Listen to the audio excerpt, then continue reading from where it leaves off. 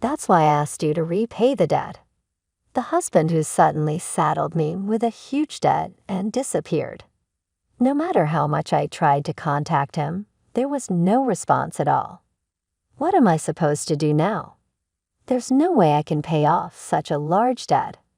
Fortunately, there was someone by my side who encouraged me when I was feeling lost. "Mom, cheer up." The owner of that voice was my lovely daughter. My name is Kate, 35 years old, working part-time and being a housewife.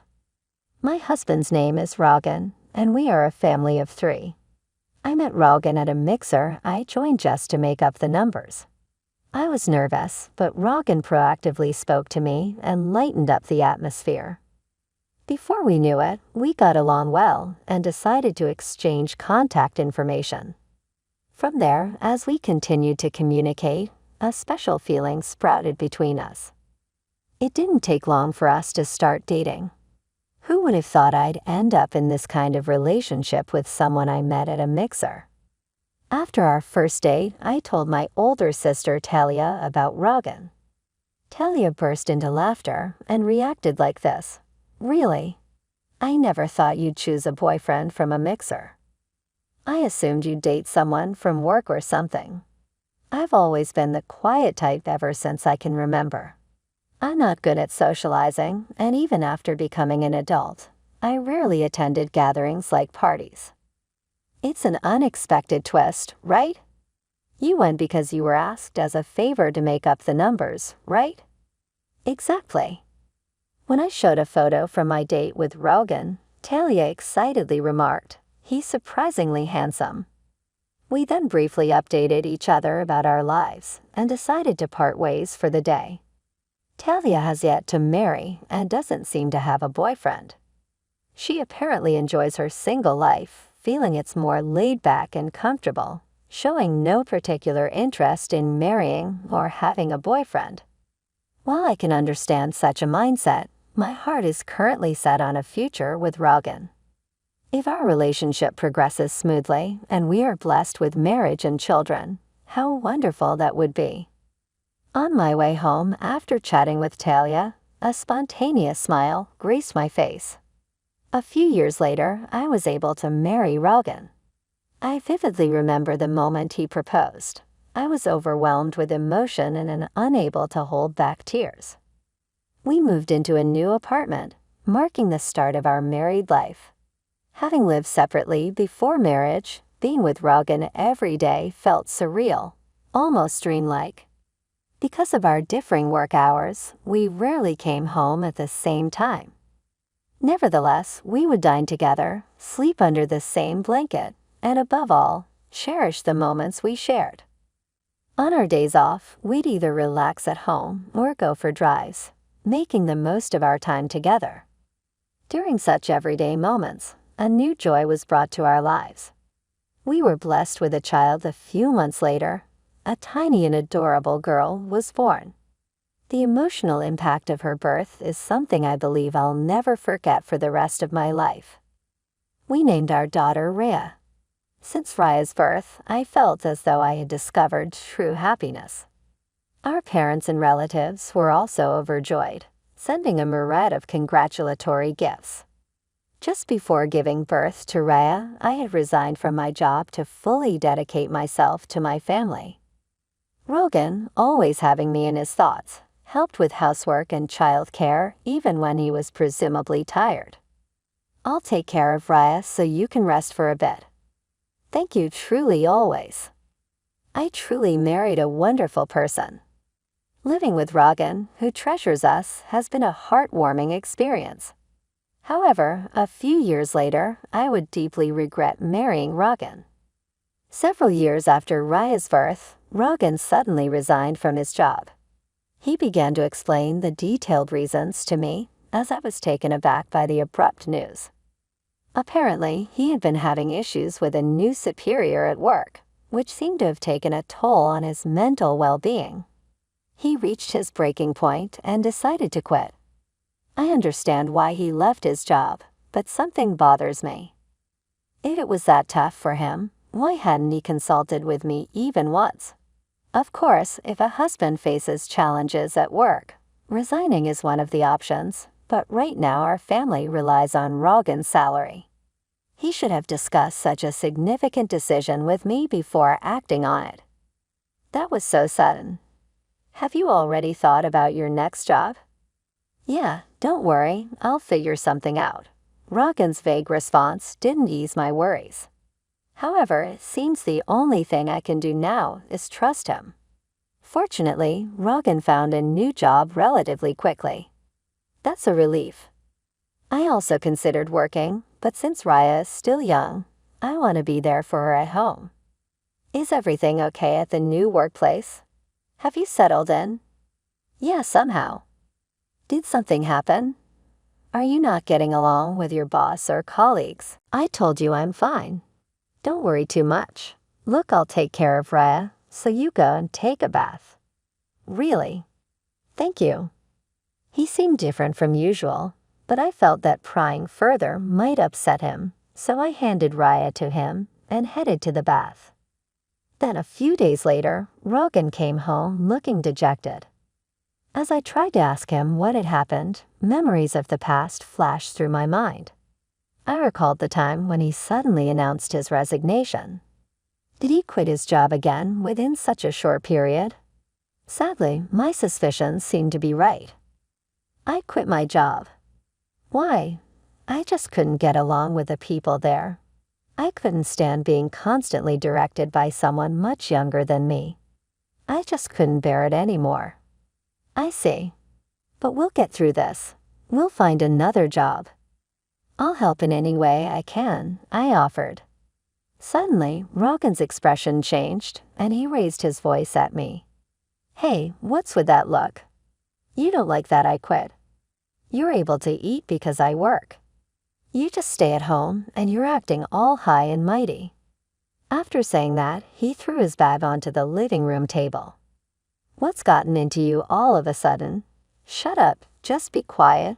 Unable to contain his anger, Rogan grabbed a whiskey from the fridge and downed it in one gulp. I'd never seen him this angry before. At that moment, I felt terrified. I've always been grateful to him and try to be supportive as much as possible. An extremely angry Rogan shouted at me for a while and then plopped down on the sofa, looking grumpy. I was so shocked that all I could do was accept his words, and this incident created a rift in our relationship. Since then, Rogan has been in a cycle of finding and quitting jobs. We lived in uncertainty and experienced many anxious days. Rogan, can't you be a bit more serious about your job? At first, I tried to understand his feelings and said nothing. But given the circumstances, I couldn't keep silent any longer. You're annoying. If you have complaints, then you work and earn money. You rely too much on me. But there's Raya to consider. So what's your point? Lately, Rogan has been gradually losing interest in Raya and seems to be avoiding her. When Raya was born, he took great care of her and was genuinely happy.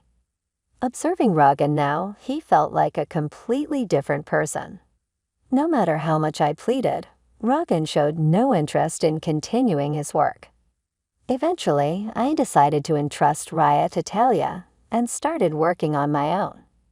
I'm really sorry for having to leave her with you. It's okay. Raya and I will wait together, okay? Ria, who had just started attending kindergarten, wasn't a major concern. When it came to leaving her with someone, part of it was because I trusted Talia to take care of her. But Raya was also remarkably mature and calm for her age. She showed interest in newspapers, read them on her own, and could even write long and somewhat complex sentences. Raya had a quiet disposition and was exceptionally composed for her age. When she started attending kindergarten, I was concerned about whether she'd be able to make friends and communicate effectively with others besides me. However, it turned out I didn't need to worry. Raya made many friends in kindergarten and enjoyed her time there. As a parent, that was the most heartwarming thing to witness. Given the situation, I felt it would be no problem for me to work outside the home. When I started looking for a job, I found one quicker than expected, and thus I began working full-time. The pay was better than I had anticipated. Even if Rogan quit his job, our finances would probably stabilize. Thankfully, the work environment was also pleasant, despite the busy days. I enjoyed working.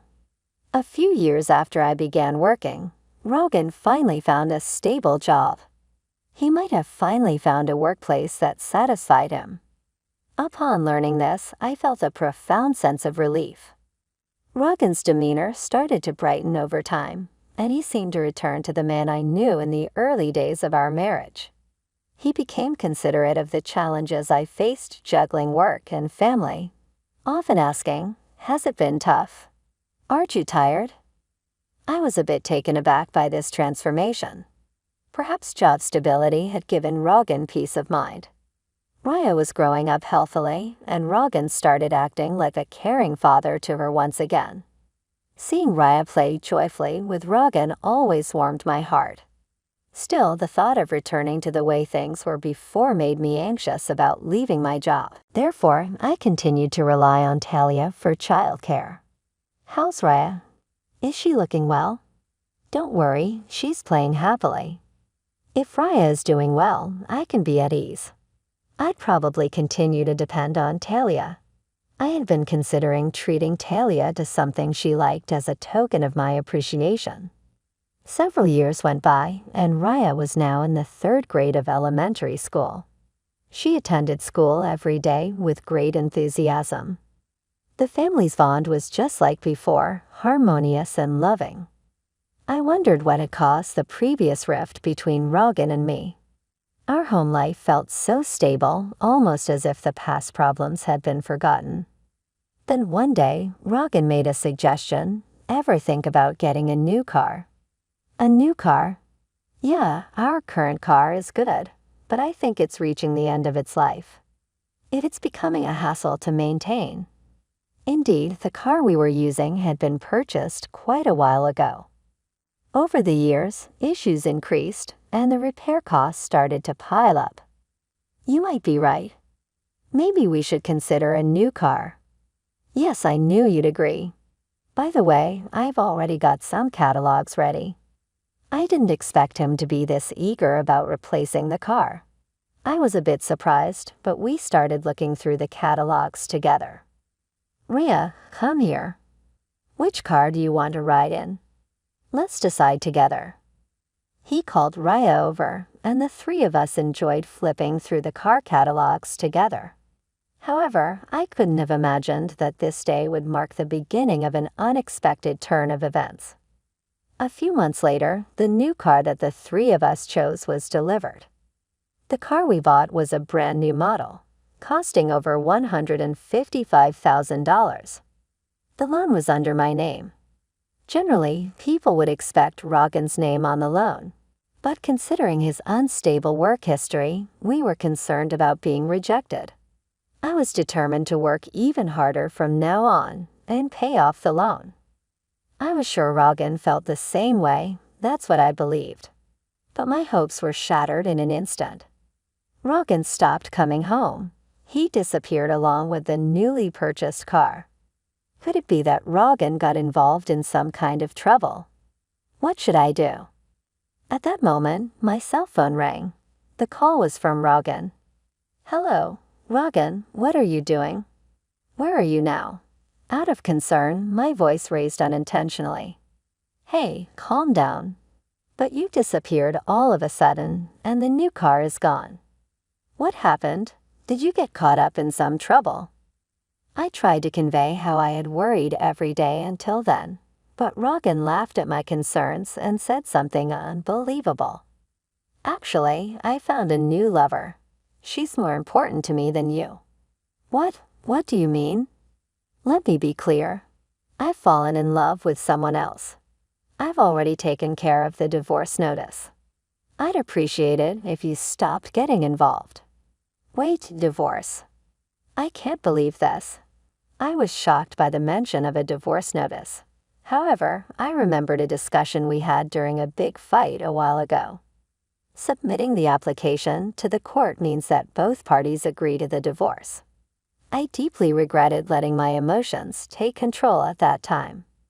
Oh, by the way, I have a debt. I'm counting on you to repay it. What? How much debt are we talking about? I think $200,000, give or take. I'm leaving all the repayments to you.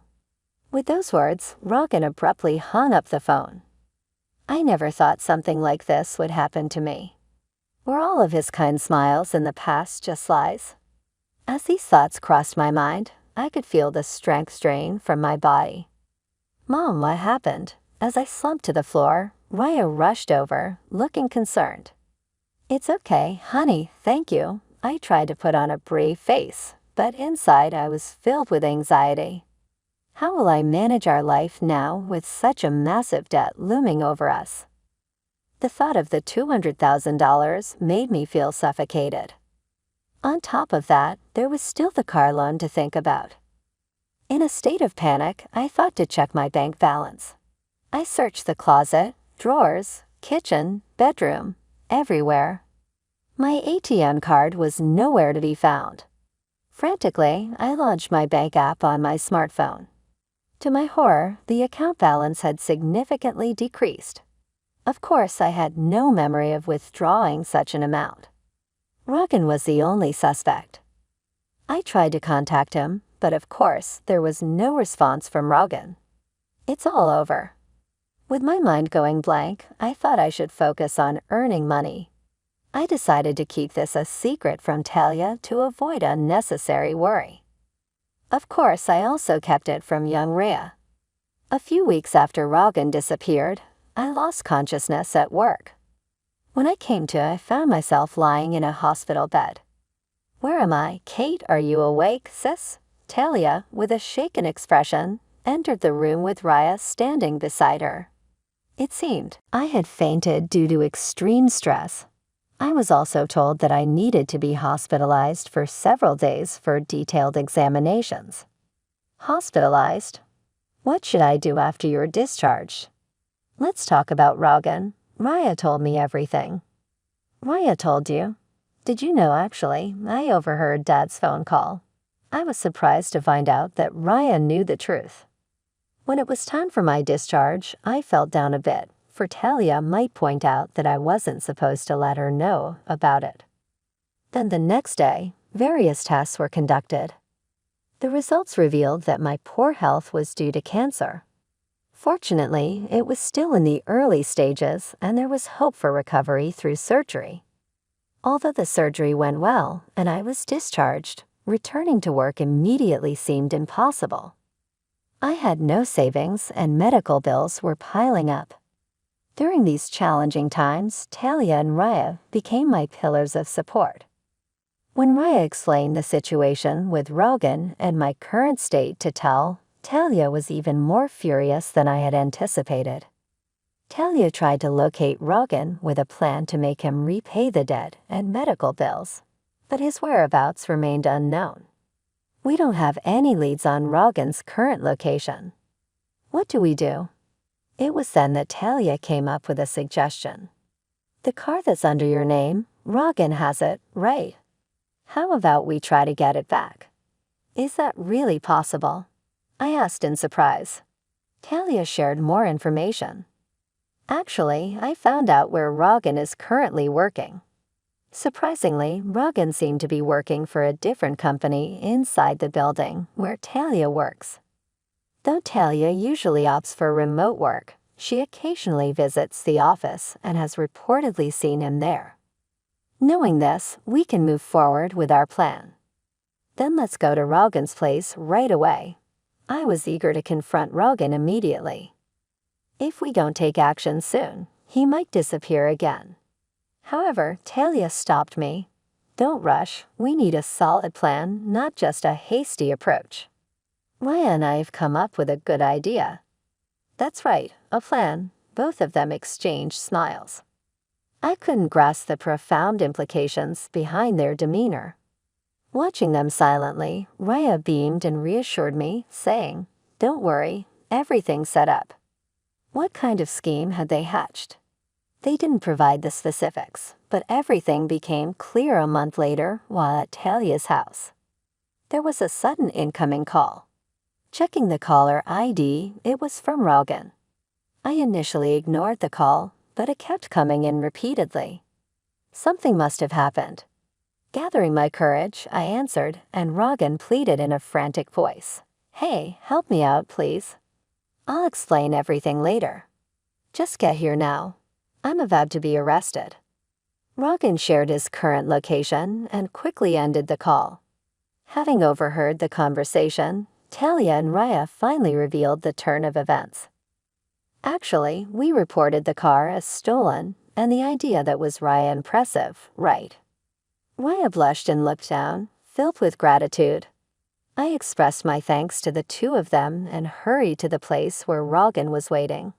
The park he specified was surprisingly close to my home. There were police officers gathered around Rogan. He seemed to be interrogated about something.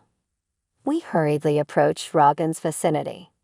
First, we explained the situation to the police officers and had them leave. Afterward, Rogan ushered us into his car and began narrating the events that led to this. Glancing inside the car, a confident-looking woman sat boldly in the passenger seat, her legs crossed. She stared at us with a cold gaze. "Thanks for coming, but why did the police come to me?"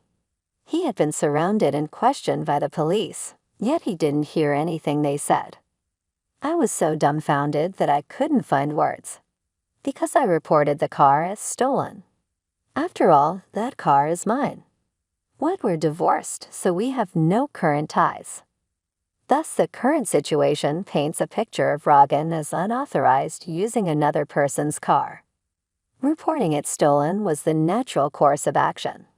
He probably never expected to be reported for car theft. Raya furthered the conversation with Rogan, who was visibly shaken. "Dad, why did you leave us behind? Why won't you pay back the money yourself? Explain." Rogan let out a sigh and looked at us with an exasperated expression, but he remained silent.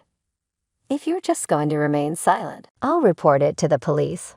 Do you realize that using my name without permission is a crime?" Hearing this, Rogan began to talk bit by bit. He mentioned his mistress, Layli.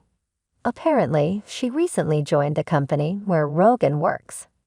They connected during a company welcome party, which developed into a romantic relationship.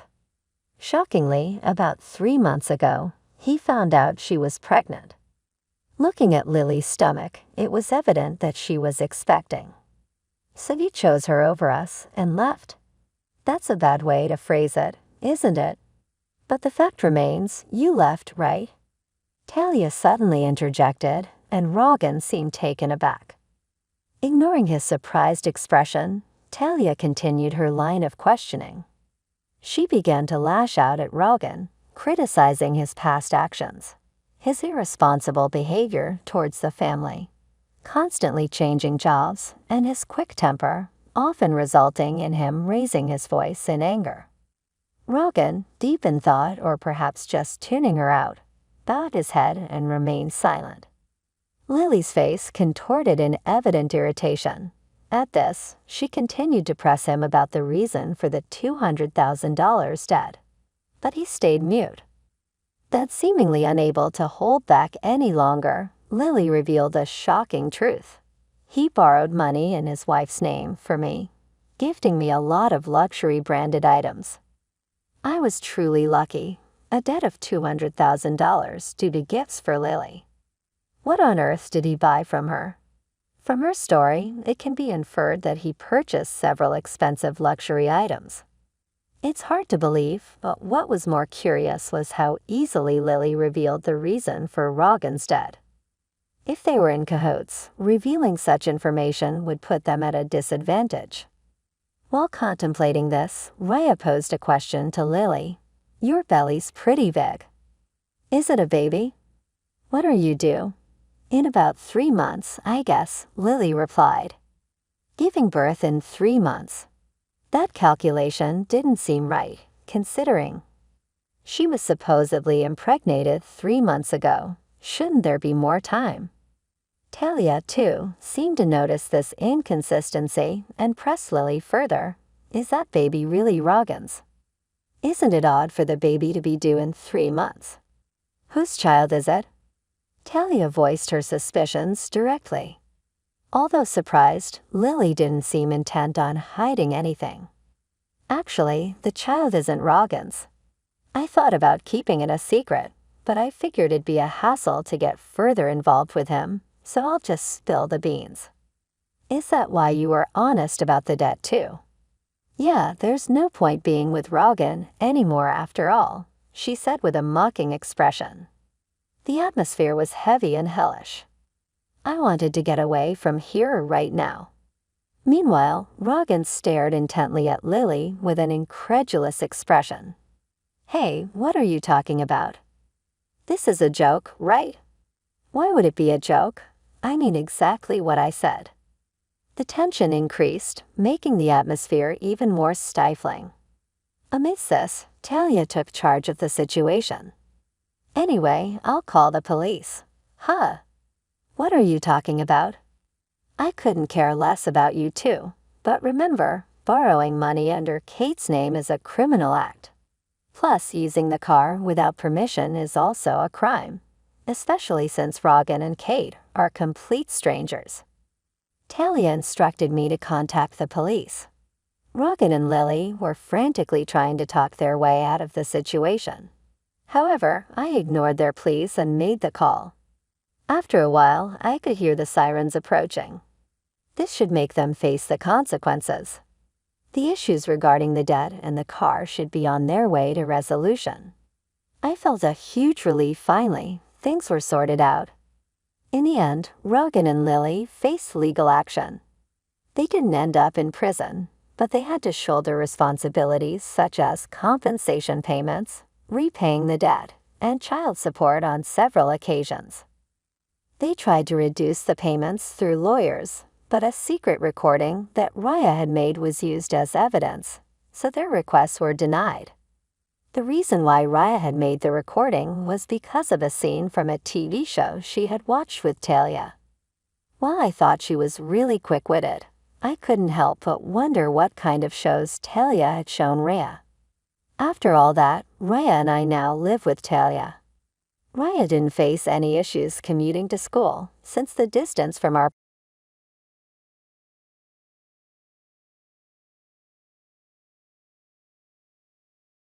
I used your college fund for my dream house. Amanda's voice dripped with satisfaction through my phone speaker. You're never going back to finish your degree anyway. Time to grow up and face reality. I gripped my kitchen counter, feeling the cold marble under my fingers as I processed her words. The $800,000 education fund my grandparents had left me, gone. Or so she thought. Interesting. I replied, my voice steady. And how exactly did you manage that? My name is Sophie Parker, and at 32, I'd spent the last decade working as an accountant while slowly building my way toward my dream of finishing my medical degree. What my sister-in-law Amanda didn't know was that I'd been expecting this move ever since she married my brother James 3 months ago. Oh, it was easy, she laughed, clearly disappointed by my calm reaction. James still had access to the account from when your grandparents first set it up. All I needed was his signature. The house is gorgeous, by the way. Much better use of the money than some silly dream of becoming a doctor. I could picture her smug expression, probably admiring her reflection in one of her oversized designer mirrors.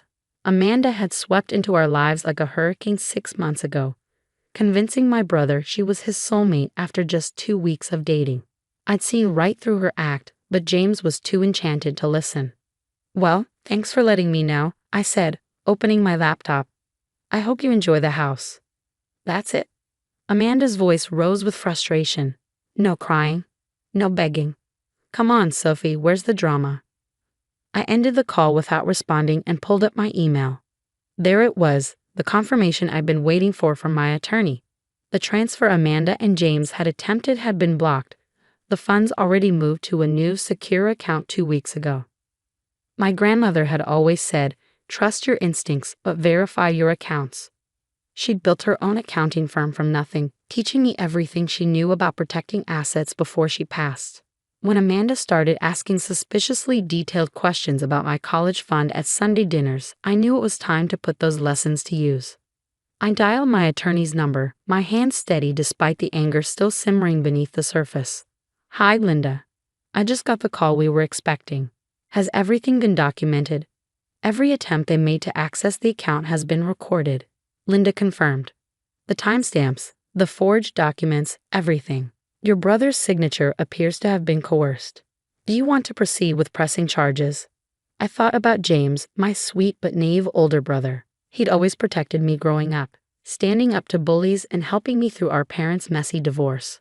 Now he was married to someone who made those school-year bullies look like amateurs.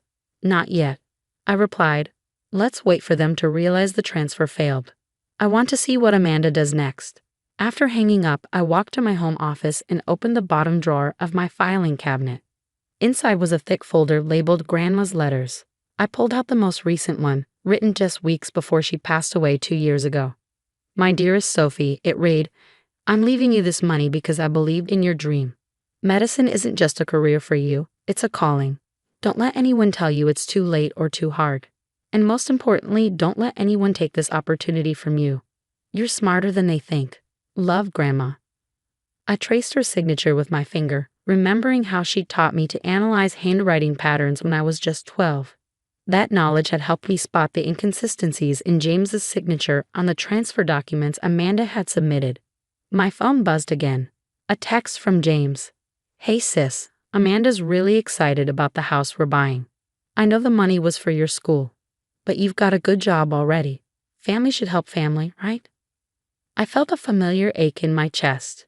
James had always been terrible with money, jumping from one get-rich-quick scheme to another. Amanda had clearly figured that out within days of meeting him. Another text came through. "The realtor needs the money by Friday. You're not mad, are you?" I started typing a response, then deleted it. Let them figure out on their own that their plan had failed.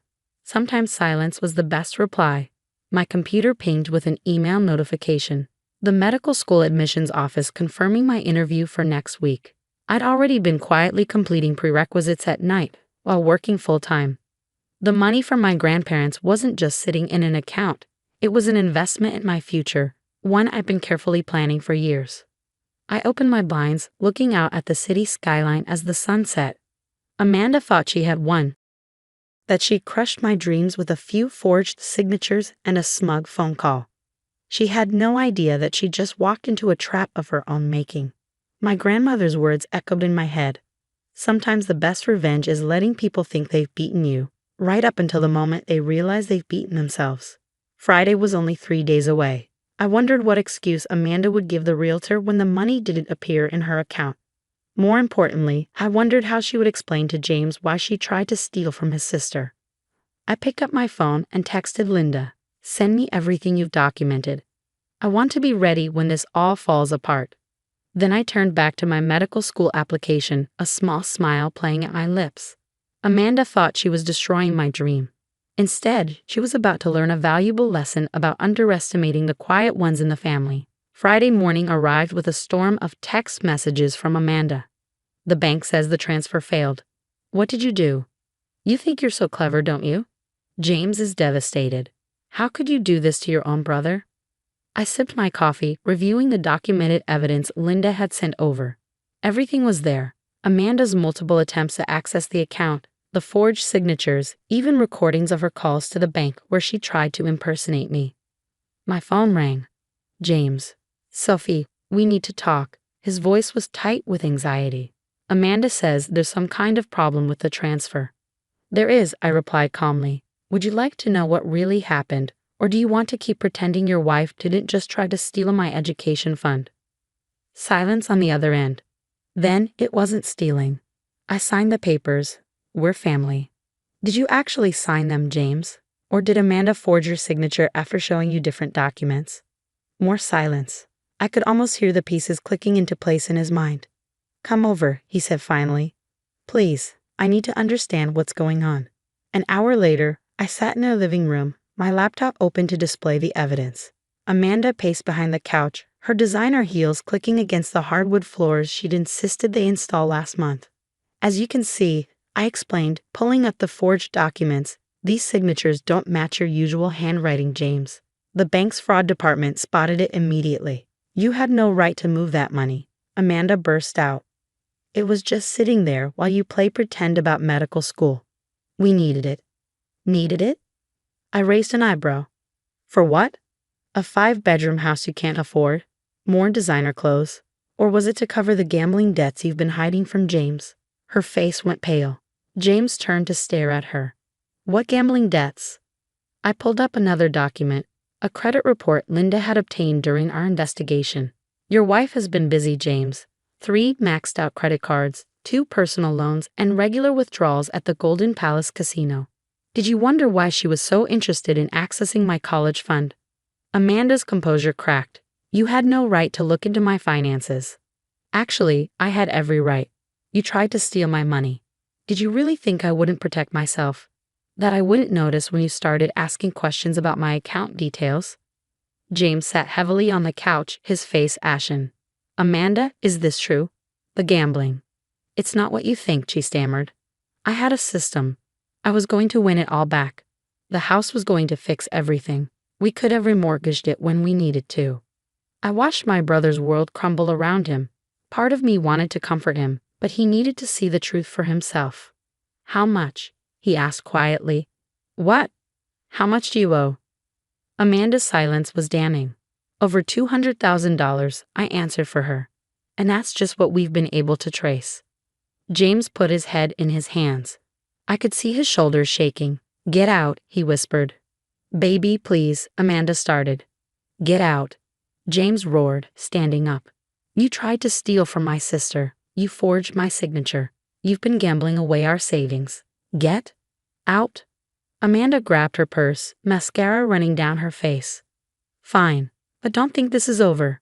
I'll find a way to fix this. The door slammed behind her. James collapsed back onto the couch. I'm so sorry, Sophie, he whispered. I should have listened when you said something felt off about her. I wanted to believe someone could love me that much that quickly. I moved to sit beside him, pulling out an envelope from my bag. Here, I said softly. You'll need this. What is it? Contact information for a good divorce lawyer. Linda recommended her. And proof that Amanda has been planning this from the beginning. James looked through the papers, his face growing harder with each page. Text messages showing Amanda bragging to friends about marrying into a family with money. Bank statements showing transfers to offshore accounts. Casino receipts dating back to before their wedding. She never loved me, did she? He asked, his voice small. No, I replied gently. But that's not a reflection on you. She's a con artist, James. She's done this before. His head snapped up. What? I pulled out the final document, a police report from 3 years ago. Another marriage, another theft, another devastated family. She disappeared before they could press charges, I explained. Changed her name and moved here. Started fresh with a new target. James was quiet for a long time, processing everything. Finally, he looked at me. The college fund, it's safe. I nodded. Grandma taught me well. The money was moved to a secure account weeks ago. Amanda's transfer attempts were blocked and documented. We have everything we need to press charges. Do it, he said firmly. Press charges. All of it. I'll testify, provide whatever you need. She needs to be stopped. I hugged my brother, feeling him shake with suppressed sobs. I'm sorry, he whispered again. I'm supposed to protect you, not put you in danger. Hey, I pulled back to look at him. You protected me plenty when we were kids. Let me protect you this time. My phone buzzed. A text from Linda. The police were ready to move on our evidence. Amanda's previous victims had been contacted and were willing to testify. What happens now? James asked. Now, I replied, we make sure Amanda can't do this to anyone else. And then, I have a medical school interview to prepare for. For the first time that day, James smiled. You're really going to do it? Become a doctor? That's what the money was for. That's what Grandma wanted. He nodded, wiping his eyes. She'd be proud of you, not just for catching Amanda, but for never giving up on your dream. I squeezed his hand. She'd be proud of you too for being brave enough to face the truth. Outside, thunder rumbled as the sky darkened. Somewhere in the city, Amanda was probably trying to figure out her next move, unaware that her game was finally over. But here, in this moment, something broken was beginning to heal. 2 months later, I stood in front of my bathroom mirror, adjusting my white coat.